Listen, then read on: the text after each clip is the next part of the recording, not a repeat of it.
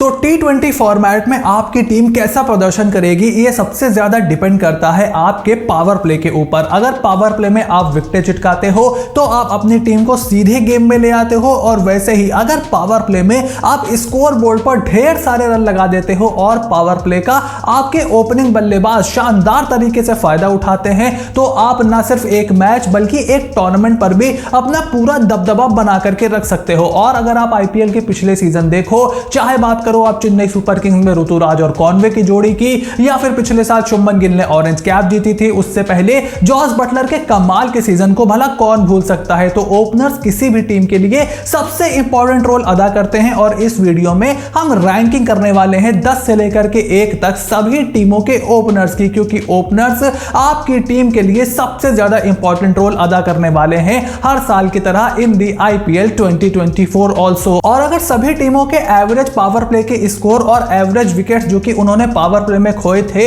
उस पर नजर डालें तो यार देखो काफी सारी टीमों के यहां पर 50 से ऊपर का एवरेज स्कोर है, और कोइंसिडेंटली वही टीम है जो कि most of the time IPL में अच्छा प्रदर्शन करती है। देखो सबसे पहले सबसे ज्यादा रन पिछले साल आईपीएल में पावर प्ले में बनाए थे राजस्थान रॉयल्स से, जो एवरेज 56 रन पावर प्ले में स्कोर कर रहे थे और 1.31 विकेट्स वो खोते थे, यानी 1 से 2 विकेट उनका एवरेज पावर प्ले में गिरता था। उसके अलावा मुंबई इंडियंस ने अच्छा प्रदर्शन किया था, ईशान किशन और कैमरन ग्रीन का उसमें बहुत ज्यादा रोल था, लेकिन मुंबई इंडियंस ने भी उतने ही विकेट खोए थे। पंजाब किंग्स का यहां पर 2 विकेट एवरेज गिरता था, और कोलकाता नाइट राइडर्स 50 रन जरूर बनाती थी, लेकिन सबसे ज्यादा wicket in the power play Kolkata Knight Riders ने ही लूज किए थे। तो सभी टीमों के 10 से 1 तक रैंकिंग करेंगे कि क्या भाई किसी टीम ने इंप्रूवमेंट किया है, सभी टीमों के ओपनर्स कौन से होंगे, किसका कॉम्बिनेशन होगा, कौन से कंडीशन में कौन चलेगा कौन नहीं चलेगा। स्टैट्स के साथ बहुत ही मजेदार वीडियो ये होने वाली है, so make sure you stick around till the end of this video. लेकिन उससे पहले make sure you click on the subscribe button, press the bell notification, become part of the family, क्योंकि कंपैरिजन सीरीज की ये एक बहुत ही entertaining और बहुत ही इंपॉर्टेंट वीडियो है। Now without any further delay let's begin. So number 10th team जहां तक ओपनर्स की बात है in the IPL 2024 in my opinion are Kolkata Knight Riders. अब कोलकाता नाइट राइडर्स एक ऐसी टीम है जिन्होंने पिछले साल अपने ओपनिंग कॉम्बिनेशन में बहुत ज्यादा बदलाव किए, और 2022 के सीजन में तो इन्होंने 6 से 7 ओपनिंग पेयर मुझे याद लग पड़ता है कि इन्होंने उतारे थे। पहले इन्होंने वेंकटेश अय्यर और रहाणे के साथ शुरुआत की, फिर सैम बिलिंग्स को ये ऊपर लेकर के आए, एक टाइम पे ये बाबा इंद्रजीत के साथ ओपन कर रहे थे, फिर वेंकटेश अय्यर को इन्होंने नीचे भेजा, फिर वापस अजिंक्य रहाणे के पास गए। बहुत सारा ओपनिंग में चॉपिंग एंड चेंजिंग इन्होंने 2022 में की थी, एरन फिंच को ये लेकर के आए थे, और लास्ट ईयर भी इनका ऐसा ही मामला था। शुरुआत की थी इन्होंने मनदीप सिंह और रहमतुल्लाह गुरबाज के साथ, उसके बाद ये लेकर के आए वहां पर जेसन रॉय को जो एज अ रिप्लेसमेंट आए थे लिटन दास के, उसके बाद गुरबाज और रॉय के साथ स्टिक किया, एक बार फिर से बीच में इन्होंने नारायण जगदीशन को ट्राई किया था। तो बहुत सारी चॉपिंग एंड चेंजिंग इन्होंने की थी। 50 रन इन्होंने पिछले साल एवरेज पावर प्ले में स्कोर किए थे, एंड 2.1 इनका विकेट का रेशियो था, यानी कि 2 या उससे ज्यादा विकेट ये हर साल पावर प्ले में खो देते हैं। और इस साल भी अपने पावर प्ले के बल्लेबाजों में यानी कि ओपनर्स में इन्होंने बहुत ज्यादा चेंजेस नहीं किए हैं। एक केएस भरत का ऑप्शन इनके पास है, वेंकटेश अय्यर का ऑप्शन है, जेसन रॉय है और रहमतुल्लाह गुरबाज हैं। अब वेंकटेश अय्यर को मोस्ट ऑफ द टाइम ये मिडिल ऑर्डर में इस्तेमाल करते हैं, नंबर 3 नंबर 4 पे, क्योंकि वेंकटेश अय्यर की मूविंग बॉल के सामने बहुत ज्यादा समस्या होती है। स्पिन को वो अच्छा खेलते हैं और डोमेस्टिक क्रिकेट में भी वो मिडिल ऑर्डर में ही बल्लेबाजी करते हैं। केएस भरत के स्ट्राइक रेट के ऊपर सवाल है, और अगर गुरबाज और रॉय जो कि इनका सबसे सक्सेसफुल ओपनिंग पेयर रहा है पिछले 2 सालों में, उनसे अगर ये शुरुआत करते हैं तो फिर रसल और नारायण, तो क्या मिचेल स्टार्क को आप बेंच पे बिठाओगे, या फिर नारायण को बेंच पे बिठाओगे, या फिर रसल को बेंच पे बिठाओगे? तो गुरबाज और रॉय ओपन करें ऐसा तो बहुत ही मुश्किल यहां पे दिखाई पड़ता है। तो या तो जेसन रॉय के साथ वेंकटेश अय्यर ओपन कर सकते हैं, या वेंकटेश अय्यर के साथ रहमतुल्लाह गुरबाज ओपन कर सकते हैं। Only time will tell. तो एक सेटल्ड ओपनिंग पेयर आईपीएल से पहले देखो इनके पास है नहीं। मैं तो चाहता हूं कि आप केएस भरत और जेसन रॉय के साथ ओपन करो, वेंकटेश अय्यर को मिडिल ऑर्डर में खिलाओ, बट क्या ऐसा होगा? Only time will tell. और अगर होगा तो कितना सक्सेसफुल होगा। तो मिडिल ऑर्डर, जहां मैंने केकेआर का जो स्क्वाड रिव्यू किया था उसमें मैंने बताया था कि मिडिल ऑर्डर इस टीम का बहुत ही शानदार है, बहुत ही स्ट्रॉन्ग इंडियन कोर इनके पास है। लेकिन जहां तक पावर प्ले और ओपनर्स का सवाल है, KKR is on number 10 on my list. The number 9th team on my list जहां तक ओपनर्स का सवाल है इज सनराइजर्स हैदराबाद। अब कोलकाता नाइट राइडर्स के मुकाबले सनराइजर्स हैदराबाद के पास ढेर सारे ओपनिंग बल्लेबाजों के विकल्प हैं। आपके पास मयंक अग्रवाल हैं, आपके पास अभिषेक अभिषेक शर्मा है, ट्रेविस हेड को आपने उसमें जोड़ा है और अनमोल प्रीत सिंह का ऑप्शन भी आपके पास है। लेकिन पिछला साल अच्छा नहीं गया था मयंक अग्रवाल का, उससे पिछला साल भी मयंक अग्रवाल का अच्छा नहीं गया था। ट्रेविस हेड के इंटरनेशनल नंबर्स पर बहुत ज्यादा उन पर बैंक किया जा रहा है, बट एज वी नो कि IPL is a different beast all together. तो आईपीएल में वो कैसा परफॉर्म करेंगे ये अभी देखा जाना बाकी है। उसके अलावा अनमोल प्रीत सिंह एक डोमेस्टिक ऑप्शन आपके पास है और अभिषेक शर्मा का आप कैसे इस्तेमाल करते हो ये देखना भी इंटरेस्टिंग होगा, क्योंकि लास्ट सीजन एक मैच के बाद आपने उनको बेंच पर बिठा दिया था, जो कि हैदराबाद की स्ट्रेटेजी को देखते हुए भाई मुझे तो सरप्राइजिंग नहीं लगता। इतने सारे ऑप्शंस इनके पास हैं, तो अगर एक दो मैचों में इनको जल्दी जल्दी रिजल्ट नहीं मिलता है तो ये चॉपिंग एंड चेंजिंग बहुत तेज तेज करने लगते हैं। तो सवाल ये है कि अगर ट्रेविस हेड से ये शुरुआत करेंगे तो क्या उनके साथ मयंक होंगे, क्या उनके साथ अभिषेक होंगे, क्या अनमोल प्रीत होंगे या फिर राहुल त्रिपाठी भी हो सकते हैं। We literally have no idea at this point of time. एक थॉट प्रोसेस ये भी है कि पैट कमिंस इनके कप्तान बन सकते हैं, तो उनकी क्या सोच होगी। तो कुछ भी यहां पर क्लैरिटी नहीं है, किसी भी प्लेयर की परफॉर्मेंस पर आप आंख बंद करके भरोसा नहीं कर सकते और इसीलिए SRH are on number 9 in the list. Number 8 team जहां पर ओपनर बल्लेबाजों का सवाल है इस पंजाब किंग्स। अब पंजाब किंग्स के जो सलामी बल्लेबाज थे वो थे पिछले साल शिखर धवन और प्रभसिमरन सिंह ने काफी लंबे समय तक बल्लेबाजी की थी। मोस्ट ऑफ द टाइम यही दोनों ओपनिंग प्लेयर वहां पर थे। हालांकि शिखर बीच में इंजर्ड हुए तो अथर्व टाइडे वहां पर आए थे और पावर प्ले में अथर्व टाइडे ने भी ठीक ठाक बल्लेबाजी की थी। जॉनी बेयरस्टो का ऑप्शन भी इनके पास है। अथर्व को मोस्ट लाइकली ये नंबर 3 पर ही खिलाएंगे, तो बेयरस्टो, शिखर और प्रभसिमरन सिंह इनकी पारी की शुरुआत करेंगे। अब देखो प्रभसिमरन सिंह का ये फुल टाइम सेकंड सीजन होगा। पहले उनको एक आध मैच खेलने को मिलता था, रेगुलर नहीं मिलता था। इस बार मोस्ट लाइकली वो रेगुलर खेलेंगे और जॉनी बेयरस्टो भी लंबे समय के बाद आईपीएल में एंट्री मार रहे हैं। उससे पहले उनको इंडिया के खिलाफ 5 मैच खेलने हैं, वर्ल्ड T20 भी है, तो वो कितना अवेलेबल रहेंगे, क्या ओपन करेंगे, क्या मिडिल ऑर्डर में खेलेंगे तो कैसा खेलेंगे, we really have no idea. और शिखर धवन की फॉर्म का भी हमें अब बहुत ज्यादा अंदाजा नहीं है। He is 38 years old. उनकी फॉर्म, उनकी फिटनेस, क्या उस स्ट्राइक रेट से बल्लेबाजी कर पाएंगे। लास्ट सीजन शुरुआत उन्होंने अच्छी की थी, लेकिन अपनी इंजरी के बाद he was not the same player. तो पंजाब किंग्स को भी बहुत बड़े डिसीजन लेने पड़ सकते हैं ओपनिंग कॉम्बिनेशन में और इसीलिए मेरी लिस्ट में they are at number 8। The number 7 opening player of IPL 2024 is Delhi Capitals. अब दिल्ली कैपिटल्स पिछले साल अगर आप हमारी वीडियो आपने देखी हो या उसके पिछले साल जो हमारी कंपैरिजन सीरीज थी ओपनर्स के ऊपर, उसमें दिल्ली कैपिटल्स आपको टॉप 3 या टॉप 4 में मिलेगी। बस लास्ट के 2 सीजन में जिस तरीके का परफॉर्मेंस पृथ्वी शॉ कर रहा है उससे दिल्ली कैपिटल्स की रैंकिंग बहुत ज्यादा नीचे आ गई है और बैकअप में इनके पास कोई बहुत सारे ऑप्शंस भी नहीं है। आई मीन यश धोल को चाहो तो आप जोड़ लो वहां पर,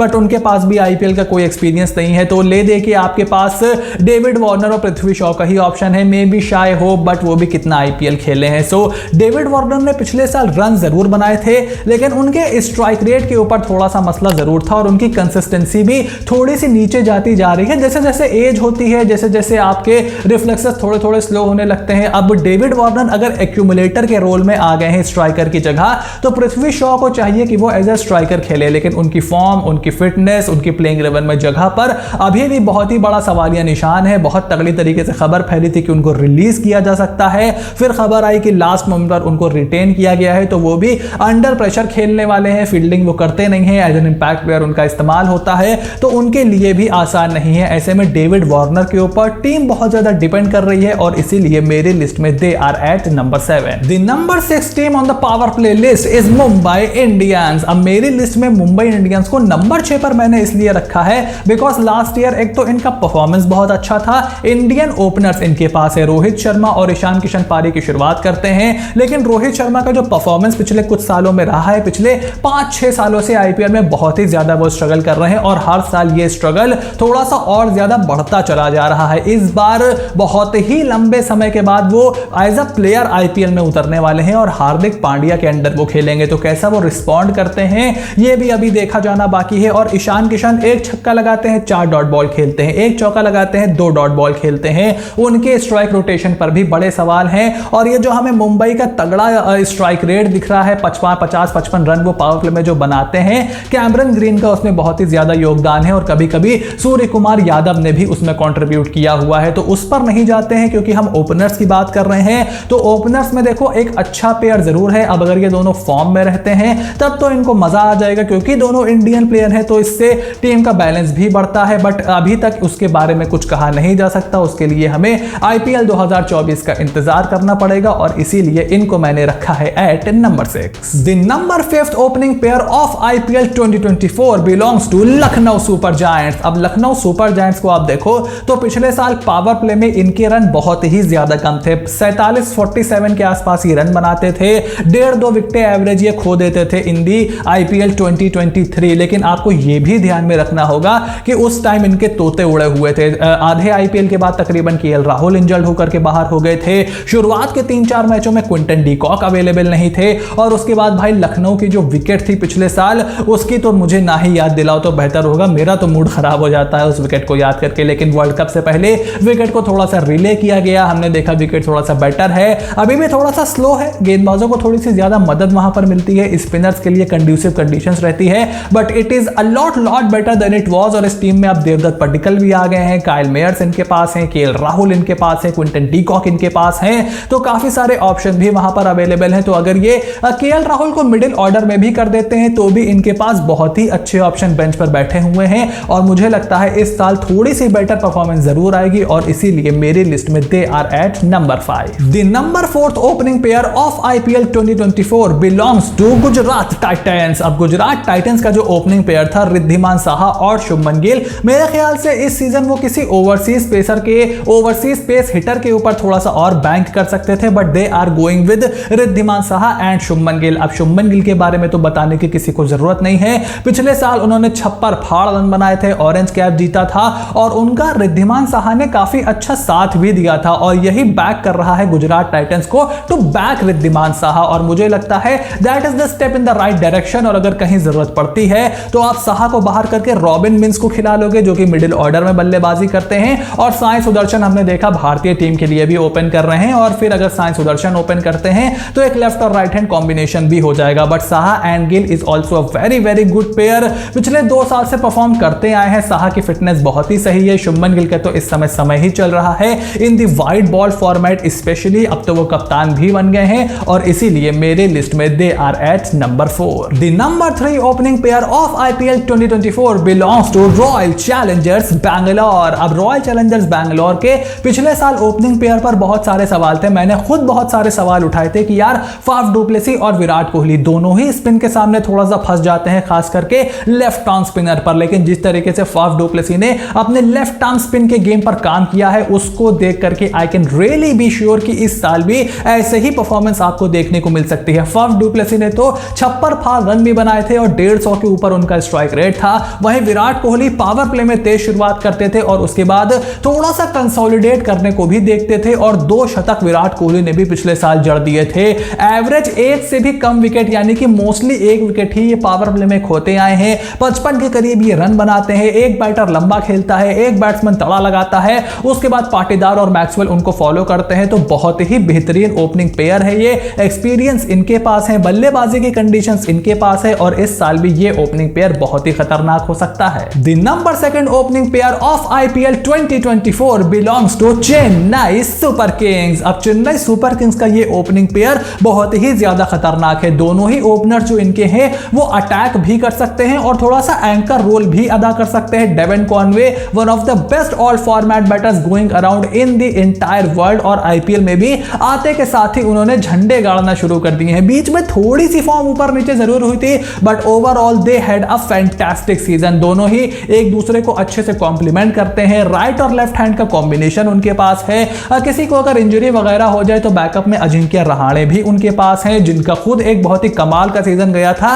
एट नंबर 3। सो आई सी एब्सोल्युटली नो रीजन कि चेन्नई सुपर किंग्स में एक बार फिर से ये दोनों ही बल्लेबाज जो कि पेस पर भी अपनी गेम लगातार इंप्रूव कर रहे हैं, खास करके ऋतुराज गायकवाड़, कॉनवे तो बढ़िया पेस हिटर हैं, दोनों ही गे बल्लेबाज स्पिन गेंदबाजी को भी बहुत ही जबरदस्त खेलते हैं, लेफ्ट और राइट हैंड कॉम्बिनेशन है, और इसीलिए मेरे लिस्ट में they are at number 2। The number 1 opening pair of IPL 2024 belongs to Rajasthan Royals. अब राजस्थान रॉयल्स के फैंस को शिकायत थी कि भाई आप ज्यादातर कंपैरिजन वीडियोस में राजस्थान को नीचे क्यों रख रहे हो, बट मेरा काम यहां पर ऑनेस्टी से आप लोगों तक जानकारी पहुंचाना है, और इस वीडियो में ऑनेस्टी यह है कि Rajasthan Royals has the best opening pair going into the IPL 2024। 2022 के आईपीएल में अगर आपको याद हो, अकेले जॉस बटलर इस टीम की बल्लेबाजी का काम कर रहे थे, 4 शतक उस बंदे ने ठोक डाले थे, एक तरफा हर मैच को वो कर देते थे, और उसके साथ साथ जिस स्पीड से वो रन बनाते थे और जो शुरुआत उनके साथ यशस्वी जायसवाल देते थे, that completely sets the tone for the rest of the batting lineup, जो कि बहुत ज्यादा डीप नहीं है। पिछले साल कंपैरेटिवली थोड़ा सा बल्ला स्लो जरूर था जॉस बटलर का, एक कमाल का सीजन था, लेकिन उनके स्टैंडर्ड से थोड़ा सा कम रन उन्होंने जरूर बनाए थे। But Yashasvi Jaiswal had an absolute ball in the last season, और उसके बाद हम देख रहे हैं कि इंडियन टी20 फॉर्मेट में अब वो तकरीबन परमानेंट हो गए हैं। वनडे और टेस्ट में भी उनको लगातार मौके दिए जा रहे हैं। लेफ्ट और राइट हैंड कॉम्बिनेशन है। जॉस बटलर ख्याल रखते हैं पेस का, अगर आप लेफ्ट आर्म स्पिन उनको रोकने के लिए लगाओगे तो यशस्वी जायसवाल आपके पीछे पड़ जाएंगे, और फिर जायसवाल की पेस हिटिंग भी लगातार बढ़िया होती चली जा रही है। दोनों ही तरफ से बहुत ही धुआंधार बैटिंग होती है, ये नहीं कि एक बंदा एंकर करने को देख रहा है पावर प्ले में, दोनों ही तरफ से बहुत ही तगड़े प्रहार होते हैं, और इस साल भी ऐसे ही आपको प्रहार देखने को मिल सकते हैं। और इसीलिए Rajasthan Royals have the best opening pair in the IPL 2024। तो आपके हिसाब से आईपीएल 2024 में जाते हुए किस टीम का ओपनिंग पेयर है सबसे खतरनाक, और किसको अपने ओपनिंग पेयर पर थोड़ा बहुत और काम करना पड़ेगा? क्या आप इस लिस्ट से एग्री करते हो या फिर डिसएग्री करते हो? फटाफट से कमेंट बॉक्स में लिख करके जरूर बताओ। लेकिन उससे पहले make sure to click on the subscribe button, press the bell notification, become part of the family, क्योंकि एक के बाद एक कंपैरिजन वीडियोस लगातार आपके लिए आती चली जा रही हैं। तो भाई क्या कर रहे हो? शेयर करो, लाइक करो, सब्सक्राइब करो। वीडियो और क्या देखना चाहते हो वो भी आइडियाज आप कमेंट बॉक्स में लिख करके बता सकते हो, और कल भी आपको ऐसे ही एक मजेदार कंपैरिजन वीडियो देखने को मिलेगी। So you have to stay tune for everything that is coming away, and I will see you soon in the next video.